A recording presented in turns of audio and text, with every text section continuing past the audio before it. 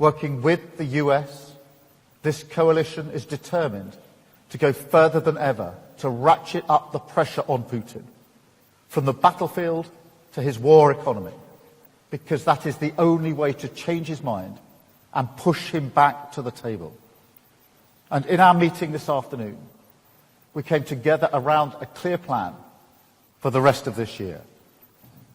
First, we will act to take Russian oil and gas off the global market. Last week, the UK became the first country to sanction all of Russia's oil majors. On Wednesday, the US acted decisively to join us, together with further sanctions from the EU. And we're choking off funding for Russia's war machine. And I'm urging others to take these steps too, to go further to reduce their dependencies and incentivize third countries to stop buying these tainted resources. Second, we're determined to push on with the progress on Russia's sovereign assets and unlock billions to help finance Ukraine's defense. The bill for Russia's destruction in Ukraine should be paid by Russia. So we want to move ahead at speed with the work needed to deliver reparation loans and get the funds flowing to Ukraine. Third, we are strengthening Ukraine's air defense to protect its civilians and its energy infrastructure. I announced today that we're accelerating our UK programme to provide Ukraine with more than 5,000 lightweight multi-role missiles. This programme has created hundreds of brilliant jobs in Belfast, and they're working now to deliver an additional 140 missiles ahead of schedule to bolster Ukraine's defences through the depths of winter. First, air defense, and today we spoke in detail with our partners about the systems. It's important that our partners focus on what's most practical and effective, and we gave all the details. Second, of course, it's important that everyone agrees the front needs substantial attention and the focus must be on it, and thank for all the steps of help. And third, we are promoting a more meaningful approach to diplomacy. Diplomacy matters only when it can lead to real decisions. And when it comes to Russia, that dish has many ingredients.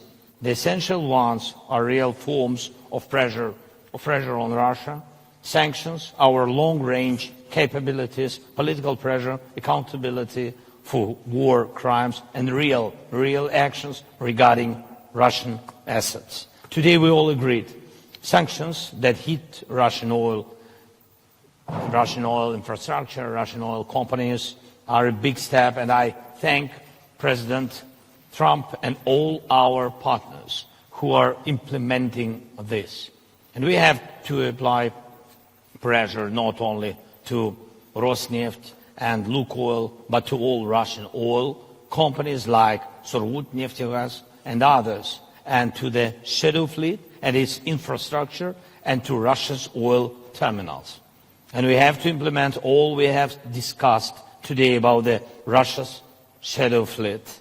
Besides, we are carrying out our own campaign of pressure with drones and missiles, specifically targeting the Russian oil sector. So the long-range capability directly strengthens diplomacy, the more losses Putin suffers on his own territory. The fewer assaults he can carry out on the front line, and the faster he will agree to meaningful diplomacy. It was Putin that called President Trump some days ago because he was scared that Ukraine would get the upper hand. Yet he rejected Trump's proposal for a ceasefire along the current front lines, a suggestion that we support, and same goes for you in Ukraine. But Putin doesn't want to stop the killings. There is no indication that Russia and Putin wants peace, not even a ceasefire. And Russia continues its hybrid war against NATO and the West. Today, the coalition of the willing, we have agreed to increase the pressure on Russia, agreed that we must find long-term financing of Ukraine's ability to keep fighting, boost Ukraine's defense industry with European financing, finance much needed US weapons, and to put more pressure on Putin's weak economy with new sanctions. I think this week we have taken significant steps with EU's new sanctions package, targeting Russian energy sector, the shadow fleet, and much more. United States have now sanctioned, as we already have heard, Russia's two largest oil companies. And already last week, the UK, announced sanctions targeting those companies as well.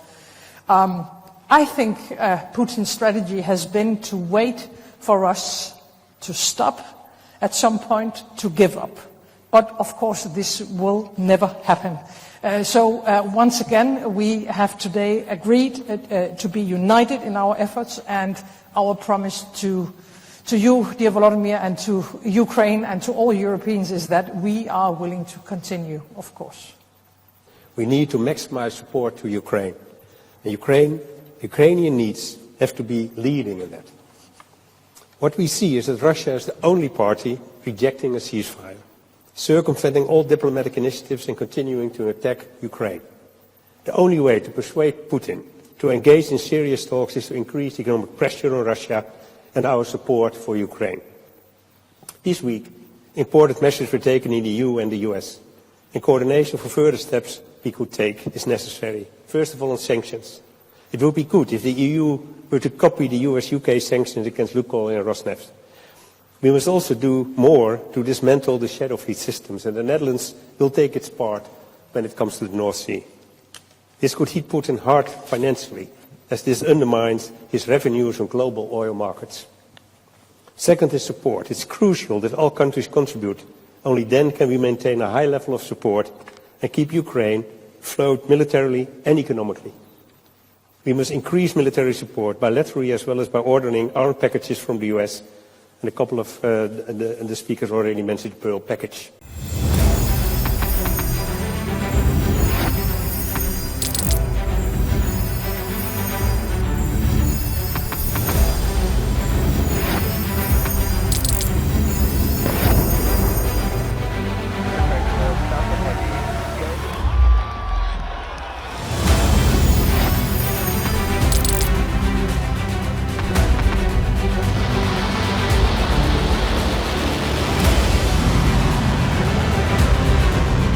Fighting so long and so hard that they don't know what the they're doing.